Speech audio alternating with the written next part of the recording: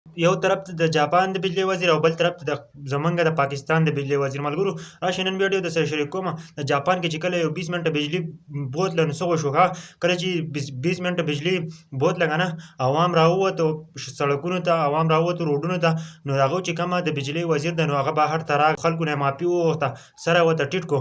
بل طرف ته که تاسو زموږ پاکستان وګورئ نو بجلی هم نشته، که چېرته هم څوک احتجاج کوي روډونو ته وځي نو د هغه نه پس ورته څه کار کوي. بلکې بیا ګرمي شروع شوې ده او په پاکستان کې بیا لوډ شیډینګ شروع شوی. تاسو پته بیا خاص کر په خیبر پښتونخوا کې او دا بجلی هم د خیبر پښتونخوا ده او بیا هم ګرانه ده، ځکه چې په پاکستان کې ټوله بجلی د اوبو نه جوړیږي، په هغه باندې خرچه هم دومره نه کېږي، لیکن دوی بیا هم بجلی ګرانه خرڅوي په دې عوام باندې، ځکه چې د عوام نه ټیکسونه هم ډېر زیات اخلي. بل طرف ته تاسو جاپان وګورئ چې 20 منټه لپاره بجلی لاړه او هغه عوام راووتو، د عوام یې څومره عزت وکړو او د عوام نه معافي وغوښته. دلته هسې که سوچ وکړئ که ته په پاکستان کې راوځې نو بیا یې باندې شیرینګ کوي، بیا دې وژني، د سړکونو ته نشي راوتی. زموږ ټولو ته خواست دی چې دا ویډیو وزیر اعلی ته ورسوئ، ځکه چې نور ډېر زیات اعلانونه کړل او زمونږ د بجلی ډېره زیاته مسله ده، ګرمي شروع شوې ده، خلکو ته ډېر زیات تکلیف وي، که په اسکولونو کې، که په مدرسو کې او که په کورونو کې خلکو ته ډېر زیات تکلیف وي، ماشومانو ته تکلیف وي. نو پکار ده چې دې بجلی مسله حل کړي، که نه ډېر زیات تکلیف وي. ځکه چې هسې د جاپان سوچ وکړم او بیا د پاکستان ته سوچ وکړم نو سړی ډېر زیات خفه شي